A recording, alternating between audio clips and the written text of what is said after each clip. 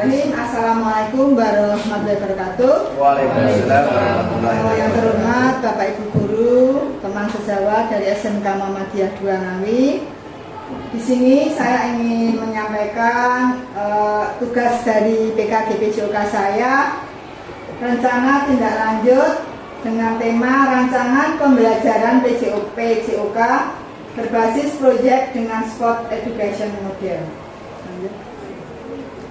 Kemudian latar belakang yang saya sampaikan di sini adalah Sport Education Model itu apa? Merupakan salah satu model pembelajaran PJOK yang berkelanjutan dan bermakna bagi murid karena saya menekankan pentingnya memberikan pengalaman bermain peran. Jadi murid itu bertanggung jawab sepenuhnya. Jadi setiap kegiatan untuk olahraga itu peran dan tanggung jawab sepenuhnya adalah peserta didik. Jadi nanti dari rancangan mulai misalkan kita di sini kan permainan sepak bola, permainan bola voli. Anak-anak yang menjadi kepanitiaannya itu anak, terus kemudian yang menjadi tanggung jawabnya juga anak. Jadi kegiatan keseluruhan itu semuanya berpusat pada peserta didik. Terus dari nanti pendaftaran, panitianya juga peserta didik, kemudian technical meetingnya semua, jadi semuanya terlibat. Tetapi berfokus pada peserta didik ya. Di sini kenapa kok saya mengambil SEM? Karena siswa kita itu kan sekolah menengah kejuruan ke atas. Jadi mereka saya harapkan mampu untuk mengadakan event ini, kegiatan kayak semacam class meeting. Jadi semuanya yang berperan itu yang bertanggung jawab adalah siswa. Kemudian di sini juga anak-anak dapat memberikan suaranya atau voice-nya biar terlihat, diberikan kesempatan untuk membuat ya pusara dan peraturan bola voli. Sedangkan untuk pilihannya nanti juga anak-anak diberikan kebebasan untuk memilih peran dalam kegiatan tersebut serta kepemilikannya atau ownership. Di sini dengan melibatkan peserta didik untuk mengatur ruang pertandingan. Yaitu makanya dari awal pendaftaran, kemudian technical meetingnya, terus kegiatannya kapan, semuanya berpusat pada peserta didik. Lanjut. SEM ini merupakan sebuah kompetisi bola voli dan permainan tradisional.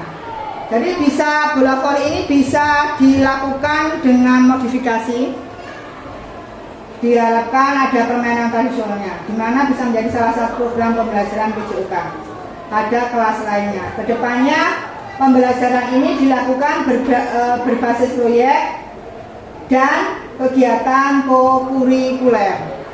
Harapannya program ini untuk selanjutnya menjadi proyek sekolah yang dapat memupuk kerjasama peserta didik. Jadi kegiatan SEM ini salah satu tujuannya adalah memberdayakan peserta didik, memberi kesempatan mereka untuk bermain peran, bermain tanggung jawab, merealisasikan kompetensi bermain sepak bola bersama dengan teman-temannya di sekolah ini. Tetapi tidak menutup kemungkinan saya selaku guru PJOK juga tetap membantu anak-anak dalam proses belajarnya tentang kompetisi bola voli. Di sini ada kepala sekolah ya loh, kemudian rekan sejawat guru. Jadi berkolaborasi. Jadi tidak semata-mata murid semuanya, tapi kita berperan di dalamnya membantu anak-anak untuk mengadakan kompetisi bola voli tersebut. Di sini kita juga mempunyai aset ya, asetnya fisik lapangan. Kita bisa menggunakan halaman sekolah nanti bisa, atau menggunakan aset di luar, di lapangannya kecamatan bisa. Jadi apapun yang ada di sekolah asetnya, aset fisiknya kita gunakan semaksimal mungkin. Seperti itu ya. Lanjut. Kemudian tujuan dari program saya di sini adalah terwujudnya peserta didik yang berakhlakul karimah, bugar, sehat, gembira, dan berprestasi. Jadi anak-anak itu selain punya jiwa akhlaknya secara karimah, tapi dia juga memiliki jiwa yang sehat, bugar, dan gembira. Jadi kalau olahraga itu kan harus senang, happy ya, fun.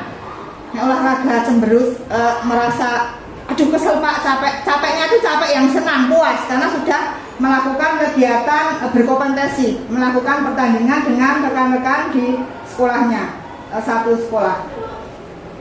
Kemudian berikutnya, selain sehat juga mereka diharapkan punya prestasi ke depannya. Oh, si A misalkan punya keahlian di bidang voli misalkan, atau sepak bola, monggo. Jadi itu untuk menampilkan kemampuannya anak masing-masing nanti ya. Kemudian tujuan yang kedua adalah program pemahaman peserta didik tentang olahraga dan membantu mereka mengembangkan keterampilan. Ya seperti tadi. Jadi masing-masing anak lewat kompetisi bola voli ini kita dapat memilih di antara dari sekian anak-anak di sekolah ini, di SMK ini, siapa sih yang punya bakat di bidang voli misalkan. Jadi kita bisa merupakan pembibitan dari situ ya. Kemudian tujuan yang berikutnya menekankan pembelajaran melalui pengalaman nyata dan situasional. Jadi anak diminta untuk yaitu melakukan pengalaman yang nyata, actionnya anak-anak seperti kayak class meeting, mereka semuanya anak-anak IPM panitianya, tapi pesertanya dari anak-anak kita semuanya. Itu hampir sama sebenarnya dengan class meeting.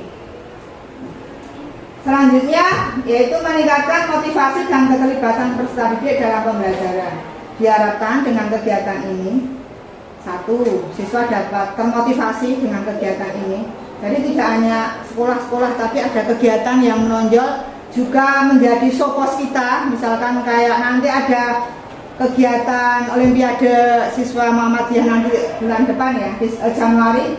Itu di situ kita bisa memotivasi anak persiapannya untuk kedepannya. Ada pertandingan O2SM itu Muhammadiyah dan keterlibatan peserta didik dalam pembelajaran. Berikutnya adalah penerapan pembelajaran aktif di mana peserta didik terlibat langsung dalam kegiatan belajar ya. Jadi kegiatan SEM ini sekali lagi saya tekankan bahwa fokusnya adalah peserta didik. Jadi semua kegiatan ini dari peran tanggung jawab itu semua peserta didik, tetapi tidak menutup kemungkinan saya selaku guru PJOK dan Bapak Ibu guru di sini tetap memberikan motivasinya, memberikan wacananya, karena anak-anak kita tidak mungkin berdiri sendiri ya toh, melakukan kegiatan itu sendiri. Jadi memang peran kita sebagai guru tetap mendampingi anak-anak, memotivasinya sehingga kegiatan SEM ini dapat berlangsung dengan lancar. Berikutnya. Kemudian capaian yang diharapkan dan langkah-langkahnya. Yang pertama capaian dan tujuan. Pemahaman tentang aturan yang pertama. Jadi anak-anak sudah tahu, oh ini mau mengadakan kompetisi bola voli. Aturannya apa? Seperti itu. Tujuannya apa ya ini dicapai seperti itu ya. Terus kemudian itu ada pemahaman tentang aturan, keterampilan individu, teknik, taktik dan teknik, serta sportivitas dan kerjasama. Jadi dalam kegiatan itu anak-anak diharapkan memahami aturan yang pertama, yang kedua dia terampil selaku individu, selaku peserta didik dapat melakukan kegiatan SEM itu. Kemudian tekniknya juga tahu, strateginya tahu, dan harus menjunjung tinggi sportivitas dan kerjasama karena di dalam olahraga seperti itu. Jadi sportivitas, kejujuran, kerjasama itu penting dalam setiap kegiatan olahraga. Kemudian peran itu siswa menjadi panitia, peserta, wasit, pelatih. Ya, di situ jelas bahwa semuanya itu kegiatan ini pusatnya kembali ke peserta didik, tetapi kita tidak menutup kemungkinan selaku guru lembaga yang ada di sekolah tetap men-support kegiatan ini. Kemudian lanjut ke lini masa. Lini masa itu kegiatannya dilakukan sekitar pertengahan Desember. Jadi setelah ulangan ini nanti biasanya kan ada class meeting. Nah, ini bisa nanti saya masukkan. Kemungkinan nanti ada bukti karya mungkin harapannya di situ. Kemudian langkahnya pembahasan dalam technical meeting. Nah, sebelum kita melakukan kegiatan pastinya akan ada technical meeting, rapat kecil dalam kepanitiaan, membentuk panitia dan sebagainya. Kemudian latihan dalam pengelolaan musim. Jadi setiap tim misalkan di sini kan ada beberapa jurusan dari kelas 1, kelas 2, kelas 3. Itu untuk latihan dan pengelolaan musim itu serahkan ke masing-masing jurusan dan kelas. Jadi ada timnya, monggo mau latihan berapa hari sebelum hari H, seperti itu ya. Kemudian menganalisis pertandingan dan turnamen. Setelah kegiatan itu berlangsung, dari pihak panitia siswa itu menganalisis pertandingan, jalannya pertandingan seperti apa, ya loh. Hasilnya, kekurangannya, kelebihannya pasti ada, seperti itu. Kemudian penyelenggaraan kompetensi yang menekankan pentingnya sportivitas, komunikasi, dan kerjasama. Ya. Jadi dalam setiap kegiatan, terutama olahraga atau SEM ini, kemampuan anak penting, terutama untuk sportivitasnya, komunikasinya. Karena kalau tanpa komunikasi, semua kegiatan pun tidak akan berjalan dengan baik ya. Dan kerjasama itu yang penting. Jadi setiap kegiatan, komunikasi, kerjasama sangat penting agar kegiatan apapun itu berjalan dengan lancar. Next, berikutnya adalah struktur program dan mitra dalam komunitas belajar. Yang pertama adalah struktur programnya. SEM ini merupakan salah satu kegiatan kokurikuler. Jadi masuk ke dalam kegiatan tahunan. Jadi kayak kalau di sini anak-anak kan ada IPM ya. Jadi anak-anak setiap tahunnya tuh harus punya agenda kegiatan. Apa sih yang akan kita lakukan dalam 1 tahun ini? Seperti SEM ini. Kemudian murid yang terlibat ini saya libatkan adalah kelas 10. Kemudian waktu kegiatan dilaksanakan di akhir semester 1 bulan Desember nanti. Insya Allah nanti terrealisasi ya. Kemudian mitra dalam komunitas belajar itu penanggung jawabnya adalah kepala sekolah. KBS itu kelompok bersama teman sejawat ombelnya.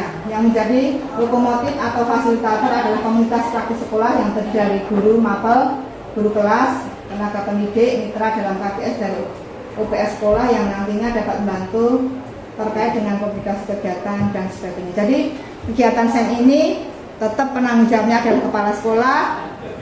Semua yang ada di lembaga sekolah ini baik guru, tenaga pendidik, termasuk siswa juga ada. Terus nanti setelah kegiatan ini berlangsung ya, misalkan itu harus kita unggah di sosmed.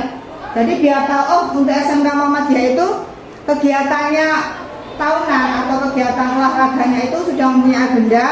Terus nanti diunggah di sosmed. Harapannya apa? Sebagai sopos kita. Oh ternyata di SMK Muhammadiyah itu banyak beberapa kegiatan yang dilakukan. Lanjut. Kemudian berikutnya adalah pernyataan tentang kapasitas yang dimiliki kelas atau sekolah.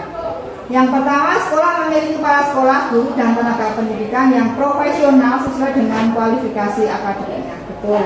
Bahwa sebuah lembaga atau sekolah itu harus mempunyai tenaga kependidikan yang profesional sesuai dengan jurusannya masing-masing, dengan kualifikasinya akademiknya ya. Karena apa? Kalau tidak sesuai dengan kualifikasinya, pastinya naik mengajar misalkan bukan bidangnya, bukan ijazahnya ibaratnya, bukan keahliannya, mereka tidak akan maksimal.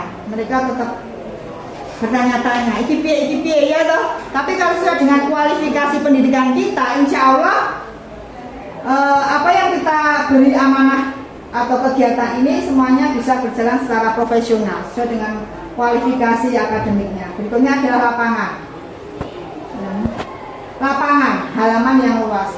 Jadi kalau ada kegiatan, sebenarnya untuk sarana kita itu kan memang kurang ya, terus terang seperti itu. Tapi bagaimana kita memodifikasi lapangan, memanfaatkan lapangan yang ada, aset yang ada, sehingga setiap kegiatan berjalan dengan maksimal dan lancar. Kemudian memiliki peralatan yang mendukung, di antaranya speaker, laptop, dan proyektor. Alhamdulillah untuk ini semuanya ada ya di lembaga kita. Jadi dapat menunjang setiap kegiatan, baik itu olahraga, seni, dan sebagainya. Kemudian setelah memiliki jaringan internet, untuk jaringan internet cuma memang kurang maksimal. Sementara ini kurang maksimal. Tapi harapannya nanti kedepannya mudah-mudahan dimaksimalkan lagi. Jadi dari misalkan kelas 10 lantai 1, 2, 3 semuanya bisa mengakses jaringan internetnya dengan baik. Lanjut.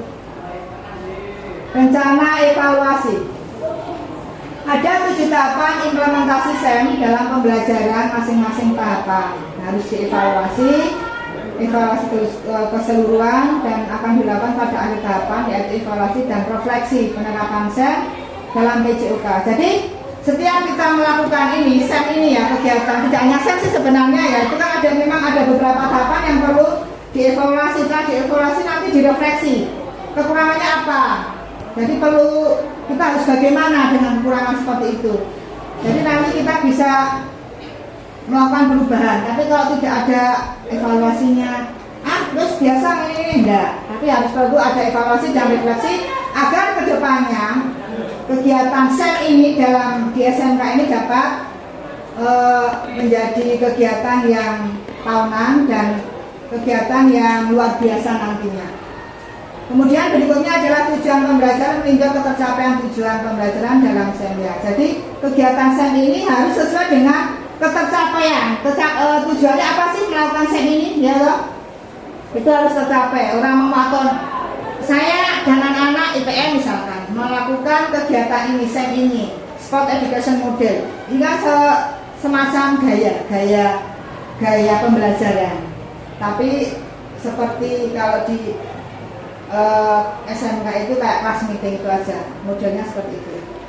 Kemudian umpan balik dari murid tentang pengalaman dalam pembelajaran SEM. Ya, diharapkan dengan kegiatan ini ada umpan balik siswa. Setelah mereka melakukan kegiatan ini, peran dan tanggung jawab siswa, ada kekurangannya enggak, menambah income-nya anak-anak enggak, ya toh. Jadi semua harus berperan serta dan ada umpan baliknya dari guru, murid, itu harus ada. Kemudian refleksi guru terhadap perencanaan, pelaksanaan, dan pemahamannya. Saya selaku guru olahraga pastinya akan mengadakan evaluasi. Dari awal anak-anak mengadakan kegiatan ini, misalkan prosesnya perencanaannya seperti apa, nanti mau dilaksanakan kapan, ya loh, seperti itu. Jadi semua dari awal kegiatan SEM ini harus guru saya selaku PJOK harus bisa merefleksikan kegiatan tersebut. Berikutnya evaluasi kinerja tim, meninjau kolaborasi dan kinerja tim dalam SEM, evaluasi penerapan konsep fair play, meninjau penerapan konsep fair play ya. Jadi dalam kegiatan itu apakah ada kadang-kadang namanya anak ya suka emosi. Jadi fair play-nya itu kadang-kadang ya jenis bocah. Karena dia nggak pakai ini, pakainya ini. Jadi kadang emosi, jadi egonya yang lebih ditonjolkan. Jadi kita sebagai tim kolaborasi kita, saya selaku guru PJOK, kemudian guru teman sejawat itu harus bisa istilahnya merangkul, menyampaikan apa sih permasalahannya biar tidak terjadi suatu kesalahan miskomunikasi dengan anak-anak dalam sebuah pertandingan nantinya. Dan bagaimana murid itu menghormati aturan, menghargai lawan dan menunjukkan etika olahraga yang baik seperti itu. Berikutnya adalah evaluasi manajemen kelas dan penggunaan waktu efektivitas keaktifan murid yang terlibat sesuai perannya ya. Jadi setiap kegiatan itu tetap pada dasarnya semuanya fokusnya adalah murid. Kita selaku guru, teman sejawat, lembaga itu harus berkolaborasi sepenuhnya agar semuanya berjalan dengan lancar. Next. Kemungkinan tantangan lah ini biasanya ada, pasti ada ya. Nggak mungkin kalau kegiatan itu 100% berjalan lancar, nggak ada. Nah, ini tantangannya keterbatasan fasilitas dan alat menghambat pelaksanaan kegiatan. Pasti. Kita kadang-kadang nggak punya lapangan yang luas. Tapi tidak menutup kemungkinan kita harus selaku guru pandai-pandai untuk mengadakan aset, memodifikasi alat sehingga meskipun fasilitasnya terbatas, alatnya terbatas, tapi kita bisa memodifikasi sarana pelaksanaan tersebut agar pelaksanaan kegiatan berjalan dengan lancar. Kemudian memotivasi peserta didik. Jadi memang tidak semua peserta didik itu suka olahraga. Pasti itu, pasti. Kadang yang saya alami ya, ada yang diam. Kenapa kok enggak berbau dengan teman pembelajaran biasa? Saya tuh tidak suka olahraga itu gini. Suka tidak suka, karena ini sebagai kurikulum ya, kurikulum harus tetap ikut berperan aktif mengikuti pembelajaran, dan kita sebagai guru olahraga juga harus memotivasi. Apa sih permasalahannya kok kamu sampai tidak suka olahraga? Olahraga itu kan senang, fun, tidak kayak mikir matematika ibaratnya ya. Tapi olahraga di lapangan itu kan semuanya itu free, bebas, los ibaratnya kan seperti itu. Jadi kalau sampai anak-anak itu ya memang tidak 100% semuanya itu suka olahraga memang, dan tidak semuanya anak itu bisa melakukan salah satu cabang olahraga itu memang ada. Tapi mereka yang suka itu tidak masalah, enjoy saja. Nah, tapi kalau yang tidak suka dan tanpa latihan, akhirnya sama sekali tidak bisa melakukan kegiatan olahraga dengan baik. Itu sudah sering terjadi di sini ya, di anak-anak saya seperti itu. Kemudian memotivasi jadwal, penyesuaian jadwal kegiatan dengan jadwal sekolah dan kegiatan lain. Dalam kegiatan SEM ini memang jauh-jauh saya selaku guru PJOK, misalkan dengan anak-anak sudah mengadakan technical meeting. Gimana kegiatan untuk liburan nanti kita mengadakan kegiatan SEM ini atau class meeting ini. Tapi kadang-kadang terbentur dengan kegiatan program sekolah. Jadi memang harus ada koordinasi ya, koordinasi dengan 2K kesiswaan terutama, karena kita sudah ibaratnya merencanakan dari awal jauh-jauh hari, tetapi ternyata berbenturan dengan jadwal kegiatan sekolah. Jadi memang harus jauh-jauh hari dikoordinasikan dengan 2K kesiswaan, apa sih dalam tahun ini agendanya, kegiatannya apa, sehingga semuanya dapat berjalan dengan lancar. Lanjut. Terima kasih.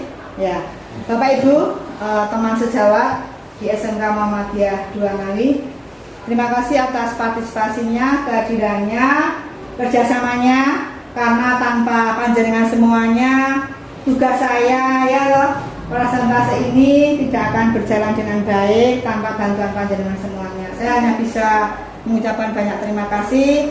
Mohon maaf kalau ada kekurangan, karena saya pun juga belajar, sama-sama belajar demi kemajuan kita, demi sekolah kita.